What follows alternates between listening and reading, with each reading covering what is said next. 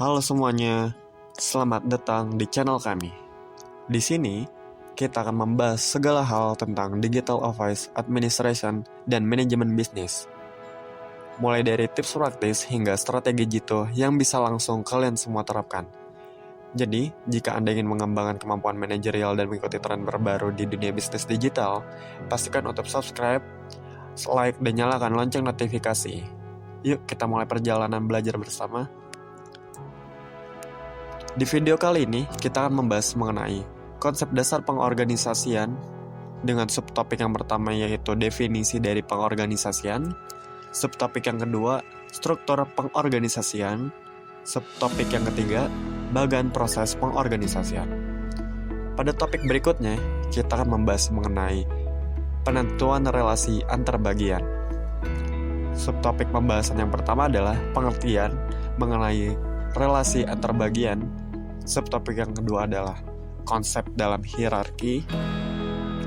Kemudian pada topik berikutnya, yaitu topik ketiga, kita akan membahas mengenai pembagian kerja dengan subtopiknya yaitu pengertian ahli mengenai pembagian kerja. Subtopik berikutnya adalah hal-hal yang perlu diperhatikan saat membagi kerja. Pada topik berikutnya, kita akan membahas mengenai pengelompokan kerja. Dengan subtopik yang pertama adalah departementalisasi berdasarkan fungsi. Subtopik yang kedua adalah departementalisasi berdasarkan lokasi. Subtopik yang ketiga adalah departementalisasi produk. Subtopik yang keempat adalah departementalisasi berdasarkan konsumen. Subtopik yang kelima adalah departementalisasi berdasarkan proses atau peralatan. Departementalisasi yang keenam berdasarkan waktu. Yang ketujuh, departementalisasi berdasarkan alphanumerical. Dan subtopik yang terakhir adalah departementalisasi berdasarkan proyek dan matriks. Pada topik berikutnya kita akan membahas mengenai kelompok kerja formal. Subtopik yang akan kita bahas adalah kesatuan tugas khusus, panitia tetap, dan komisi dewan. Pada topik yang terakhir yaitu kita akan membahas mengenai koordinasi dan kolaborasi. Akan terdiri dari pengertian koordinasi, kemudian pengertian kolaborasi. Konsep dasar pengorganisasian. Tahukah kamu apa itu pengorganisasian? Hasil penelitian menjelaskan bahwa pengorganisasian merupakan proses membagi kerja ke dalam tugas-tugas kecil, membebankan tugas-tugas itu kepada orang sesuai dengan kemampuannya, dan mengalokasikan sumber daya serta mengkoordinasikannya dalam rangka efektivitas pencapaian tujuan organisasi. Keberadaan organisasi memang diciptakan untuk kepentingan manusia.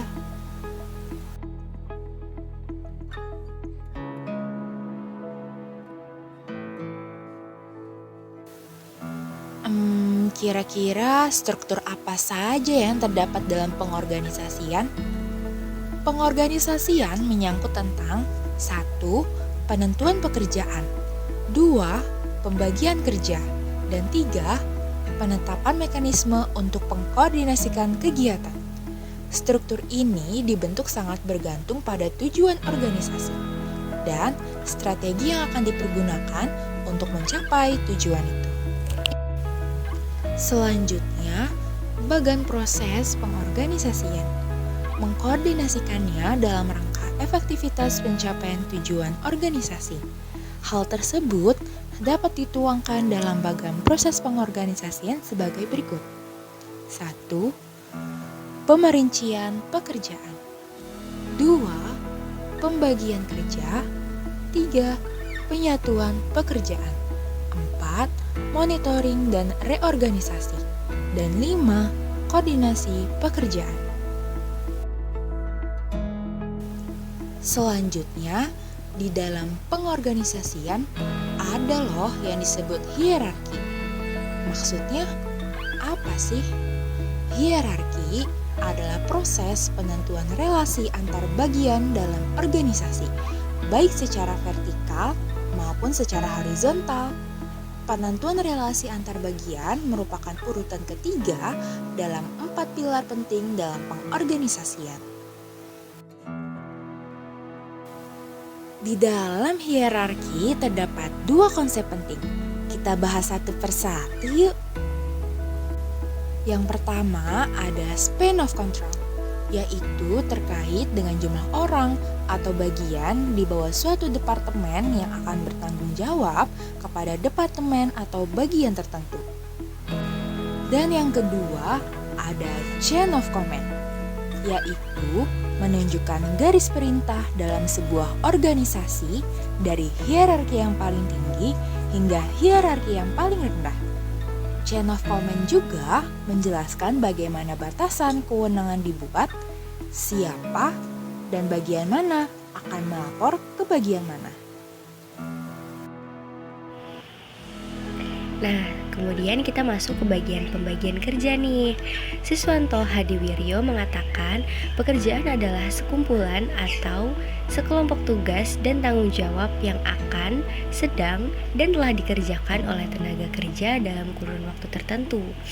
Untuk mewujudkan tujuan organisasi tersebut, setiap karyawan diberikan tugas yang harus dikerjakan dengan baik, dan penentuan tugas bagi masing-masing karyawan tersebut dilakukan melalui proses pembagian kerja. Kemudian menurut Teh Hani Handoko menyatakan bahwa pembagian kerja adalah suatu pernyataan tertulis yang menguraikan fungsi, tugas-tugas, dan tanggung jawab, wewenang, kondisi kerja, dan aspek-aspek pekerjaan tertentu lainnya. Sebelum kita melakukan pembagian kerja, ada beberapa hal yang harus kita perhatikan. Yang pertama, penempatan karyawan yang tepat, yaitu kita dengan mengetahui latar belakang, bakat, pengalaman, dan pendidikan para karyawan.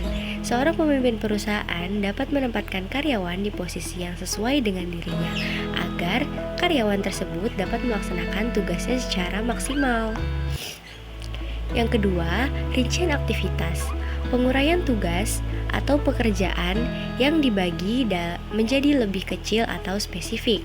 Tujuan rincian aktivitas ini agar individu atau kelompok bisa bertanggung jawab dengan rincian tugas yang sudah diberikan, sehingga pekerjaan jadi lebih efisien dan terorganisir. Yang ketiga yaitu beban pekerjaan. Tertuju pada banyaknya jumlah dan jenis tugas yang sudah diberikan oleh perusahaan dan harus diselesaikan oleh individu atau kelompok yang sudah dibagikan. Kemudian yang keempat, penciptaan sistem informasi manajemen untuk meningkatkan efektivitas kerja, karena dengan adanya sumber daya manusia dapat digunakan untuk memonitor seluruh kerja para karyawan secara cepat dan tepat. Kemudian kita masuk ke dalam pengelompokan kerja. Pengelompokan pekerjaan atau biasa disebut departementalisasi pada dasarnya adalah proses pengelompokan dan penambahan bagian atau kelompok pekerjaan berdasarkan kriteria tertentu. Pengelompokan pekerjaan dalam manajemen dapat dibagi menjadi kelompok pekerjaan dan juga subkelompok pekerjaan. Kelompok pekerjaan sendiri merupakan sekumpulan pekerjaan yang memiliki kesamaan dalam jenis pekerjaan, pelatihan, keterampilan, pengetahuan, dan juga keahlian. Subkelompok pekerjaan yaitu sekumpulan pekerjaan yang berada dalam kelompok pekerjaan yang lebih besar dan menggambarkan fungsi-fungsi khusus. Departemen pekerjaan, wewenang, dan tugas yang diberikan kepada unit tertentu dalam sebuah organisasi dapat dikelompokkan secara horizontal. Ada 8 tipe dasar departementalisasi. Yang pertama, departementalisasi berdasarkan fungsi, yaitu proses pengelompokan kegiatan organisasi berdasarkan fungsi-fungsi yang dijalankan. Kelebihan dari sistem ini yaitu mendukung spesialisasi sebuah keterampilan, mengurangi duplikasi sumber daya, dan meningkatkan koordinasi dalam sebuah fungsi tertentu. Namun kekurangannya komunikasi tidak lancar antar departemen yang dapat menciptakan konflik dalam membuat prioritas atas produk. Dalam beberapa hal juga, komunikasi yang tidak lancar ini membuat koordinasi antar departemen menjadi sulit. Kemudian, departementalisasi berdasarkan lokasi, yaitu menciptakan pengelompokan pekerjaan berdasarkan wilayah geografis, yaitu proses pengerjaannya. Kelebihannya yaitu peralatan yang digunakan lebih hemat karena lebih fokus, mengembangkan keahlian dalam penyelesaian masalah di setiap lokasi, memahami berbagai kebutuhan khusus pelanggan di setiap wilayah, dan juga mendapatkan akses yang mudah dan murah. Namun kekurangannya, beberapa fungsi memungkinkan tumpang tindih dalam setiap wilayah yang menyebabkan konflik antar setiap lokasi dalam hal sasaran. Perlu menambah tingkat manajemen atau penggunaan orang secara khusus, atau bisa juga diberlakukannya aturan yang dapat mengkoordinasikan beberapa aktivitas di dalam lokasi tertentu. Kemudian yang ketiga, departementalisasi produk. Proses pembagian organisasi ke dalam departemen berdasarkan lini produk. Setiap departemen bertanggung jawab atas semua aktivitas produk, termasuk pengembangan, produksi, pemasaran, penjualan, dan juga distribusi. Kelebihannya, pengembangan produk dapat dilakukan dengan cepat sesuai dengan kebutuhan pasar.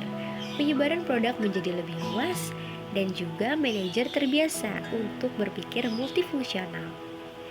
Namun kekurangannya, pemanfaatan sumber daya dan keterampilan dalam beberapa hal sangatlah lemah, memungkinkan terjadinya konflik dalam pemanfaatan alokasi sumber daya ke setiap lini produk, serta membatasi mobilitas karir karyawan.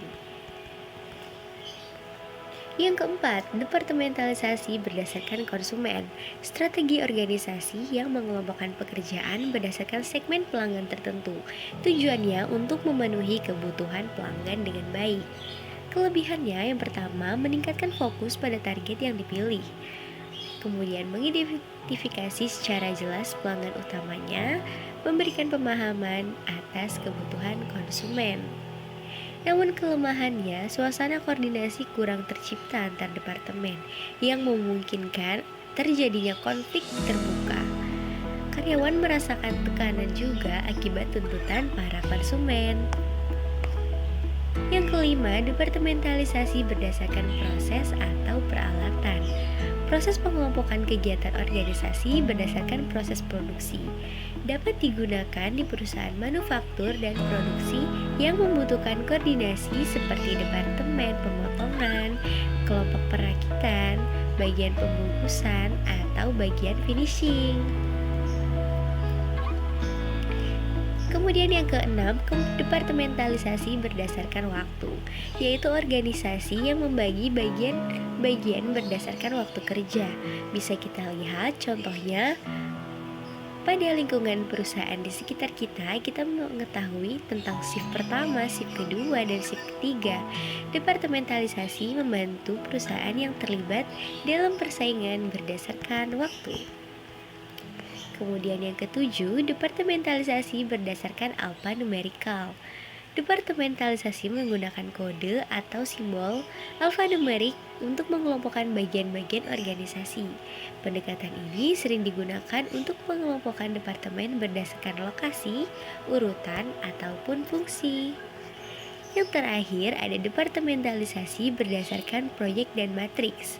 Dilakukan dengan pendekatan matriks, yaitu struktur organisasi yang memungkinkan karyawan melapor kepada beberapa atasan, bukan hanya satu atasan, dan digunakan oleh perusahaan-perusahaan konstruksi dengan teknologi tinggi dan perusahaan konsultan.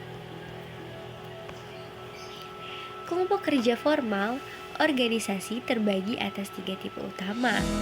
Yang pertama ada kesatuan tugas khusus atau task force. Kesatuan ini dibentuk untuk menangani masalah-masalah khusus dan keberadaannya hanya sampai proyek atau masalah tersebut terpecahkan. Kesatuan ini beranggotakan dari para wakil dari satuan organisasi dan tenaga ahli yang secara teknis bisa menangani masalah khusus. Panitia tetap. Kemudian ada panitia tetap atau panitia struktur. Merupakan bagian tetap dari struktur organisasi yang dibentuk untuk menangani tugas secara terus-menerus, seperti panitia anggaran, panitia pengembangan produk baru, panitia pembelian, dan sebagainya.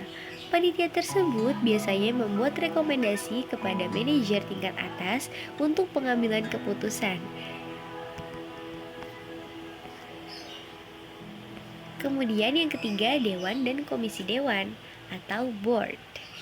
dibentuk dari individu-individu yang dipilih atau ditugaskan untuk mengelola suatu organisasi masyarakat atau swasta.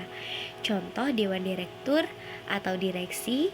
Suatu perusahaan dipilih oleh pemegang saham untuk mengatur manajemen aktiva perusahaan, menetapkan tujuan dan kebijakan perusahaan, meninjau kembali jalannya perusahaan, dan lain sebagainya.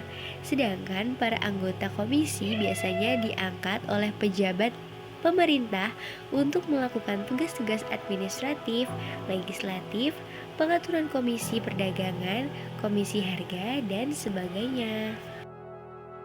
Selanjutnya, ada koordinasi dan kolaborasi. Koordinasi adalah kegiatan mengarahkan, mengintegrasikan, dan mengkoordinasikan unsur-unsur manajemen dan pekerjaan para bawahan dalam mencapai tujuan organisasi. Kolaborasi adalah pola dan bentuk hubungan yang dilakukan antar individu ataupun organisasi yang berkeinginan untuk saling berbagi, berpartisipasi, dan bersepakat untuk melakukan tindakan bersama. Koordinasi dan kolaborasi berperan penting dalam organisasi. Kegiatan koordinasi dan kolaborasi adalah kegiatan yang penting dalam sebuah organisasi. Koordinasi sendiri sangat berperan untuk memastikan bahwa setiap proses dalam pelaksanaan kegiatan organisasi berjalan dengan baik dan teratur. Begitupun dengan kolaborasi yang memaksimalkan kemampuan anggota. Oke. Dan terima kasih semuanya sudah menonton. Semoga informasi yang kami berikan bermanfaat untuk Anda. Jangan lupa untuk like, komen, dan subscribe agar tidak ketinggalan video terbaru dari kami seputar Digital Office Administration dan Manajemen Bisnis. Sampai jumpa di video berikutnya dan tetap semangat untuk terus belajar dan berkembang.